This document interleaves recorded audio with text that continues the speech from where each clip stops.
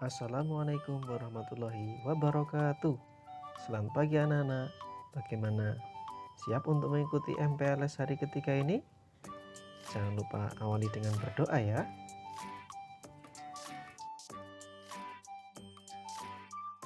Nah anak-anak, semuanya sudah berdoa kan? Baik, untuk itu mari kita mulai kegiatan pada pagi hari ini pada materi kegiatan belajar mengajar bersama Bapak Hasan. Assalamualaikum warahmatullahi wabarakatuh. Selamat pagi anak-anak. Berjumpa lagi pada masa pengenalan lingkungan sekolah SMP Negeri 5 Panji tahun 2021-2022.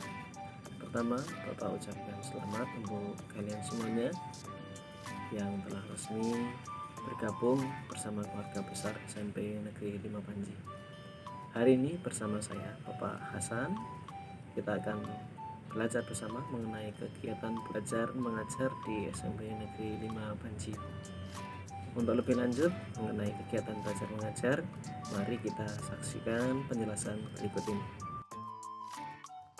Baik anak-anak, pada materi kegiatan belajar mengajar kali ini ada 3 sub materi pokok yang akan kami sampaikan. Yang pertama tentang pembelajaran, yang kedua tentang kurikulum, dan yang ketiga kriteria kenaikan kelas. Yang pertama kita bahas tentang pembelajaran. Anak-anak, tentu kita semuanya merindukan untuk belajar bersama di dalam kelas. Nah, ayo coba lihat, ada nggak kalian pada gambar ini? Sempat kita belajar secara luring, akan tapi kondisi COVID-19 yang makin mengganas ini mengharuskan kita untuk belajar secara daring. Yang sabar ya, semuanya pasti untuk kebaikan kita bersama. Untuk pembelajaran secara daring, setiap guru di SMP Negeri 5 Panji menggunakan aplikasi Google Classroom. Oleh karenanya, kalian harus mengunduh pada smartphone kalian dan bergabung dalam Google Class setiap mata pelajaran. Yang kedua, kita bahas tentang kurikulum. Anak-anak, tentu berbeda kurikulum antara di SD dan di SMP. Pada jenjang SD, kalian memperoleh pembelajaran secara tematik. Akan tetapi, pada jenjang SMP, kalian akan menerima pembelajaran pada 11 mata pelajaran. Mata pelajaran yang pertama adalah Pendidikan Agama Islam dan Budi Pekerti yang akan diampu oleh Bapak Ahmad Soleh SPDI dengan durasi 3 jam pelajaran setiap minggunya dan nilai ketuntasan minimal sebesar 70.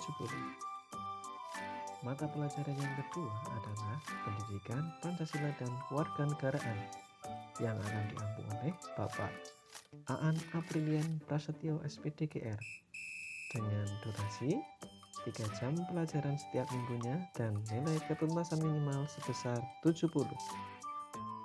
Berikutnya mata pelajaran Bahasa Indonesia yang akan diampu oleh Ibu Septian Sofi Wulandari SPD dengan durasi 6 jam pelajaran setiap minggunya dan nilai ketuntasan minimal sebesar 65.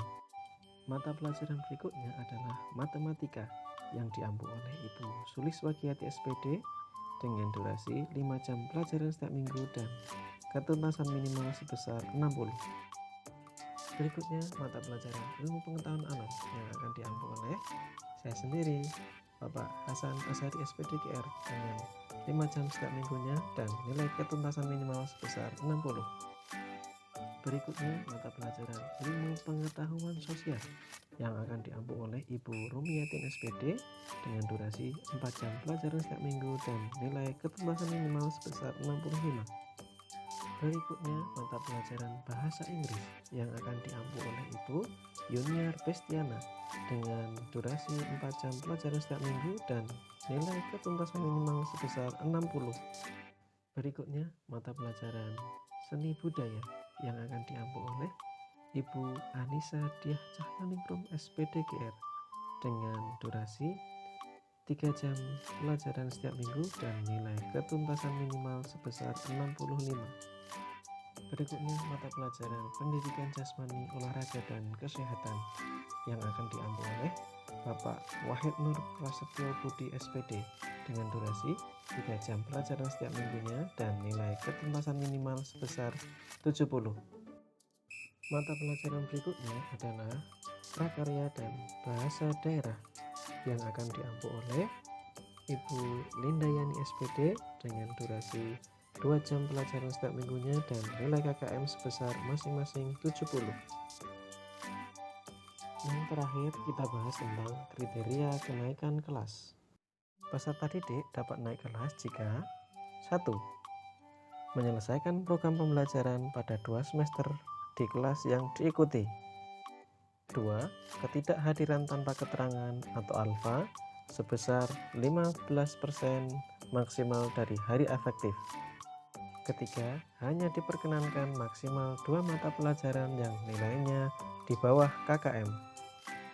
Keempat, memperoleh nilai sikap minimal baik pada aspek spiritual dan sosial. Kelima, tidak melakukan pelanggaran berat sehingga diputuskan untuk tidak naik kelas.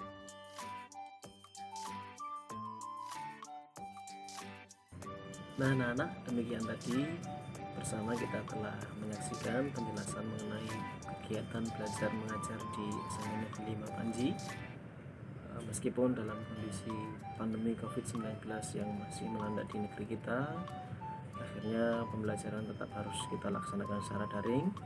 Semoga pandemi ini segera terangkat oleh Allah SWT dan kita senantiasa dalam lindungan Allah SWT, diberikan kesehatan sehingga kita dapat mengikuti proses kegiatan belajar mengajar di SMA Negeri 5 Panji dengan baik dan lancar. Terima kasih dari Pak Hasan Suko, kiranya Bapak akhiri. Assalamualaikum warahmatullahi wabarakatuh. Spenmaji Jaya. Terima kasih telah mengikuti materi MPLS dengan baik. Selamat mengikuti materi MPLS berikutnya.